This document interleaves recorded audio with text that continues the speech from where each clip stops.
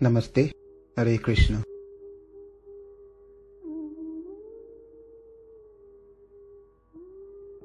Gita Shastram idam punyam yap patit prayata puman Vishnu padam avapnoti bhayashokadi varjitaha.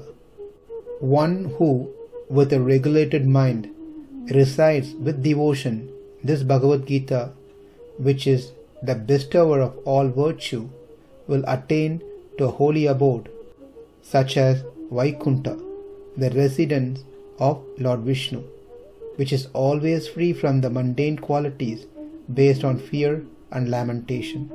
After explaining the glories of chapter 5, the Lord moved on to the glories of chapter 6.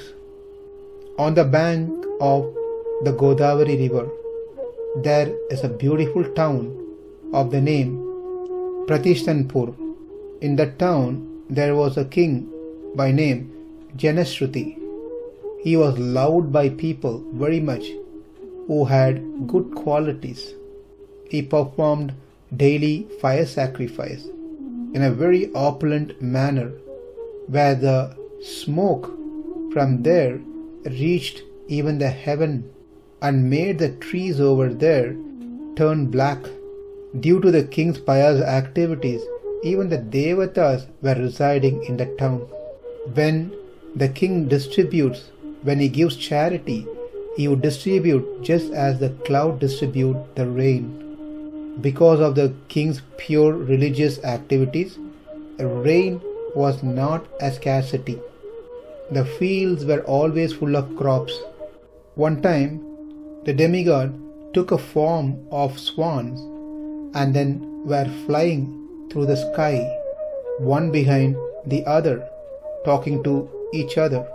As they were passing through the palace of Janashruti, where he was on the terrace, one of the swans said to the other swan, "Oh brother, why are you flying ahead? Do you not see in front of you the great king Janashruti, who is so powerful that he can burn up his enemies by his desire?" Hearing this, the another swan laughed loudly and said, "Oh brother, is this king Janashruti as powerful as the great sage Raikwa?" When the king heard the words of the swans, he immediately came down from the roof of his palace, sat on his throne, and started recollecting the conversation between these two swans, and he was very curious to know who that sage Raikwa was. So he called his servants and instructed them to go find and get the sage Raikwa. The chariot driver became very excited and he went to Kashi looking for the sage Raikwa. He couldn't find him there. Then he went to Gaya. Then he went to Mathura. He couldn't find the sage there. Then he traveled to west and then to north. One day he came to a town known as Kashmir, in which he saw a very large and shining white place. At that place, all of the people, even the foolish men, looked as beautiful as demigod, because there were many sacrificial fire going on continuously.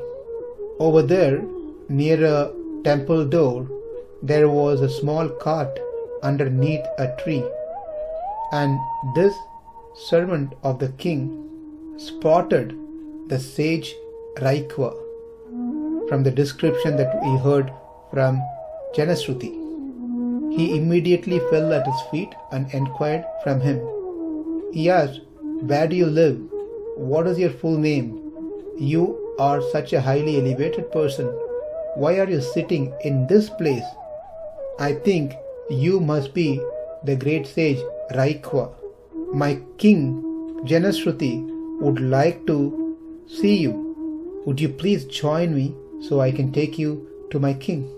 And he will be happy to give you everything that you need, that you can maintain yourself for the rest of this life." In return, the sage said, "I am fully satisfied. I do not require anything."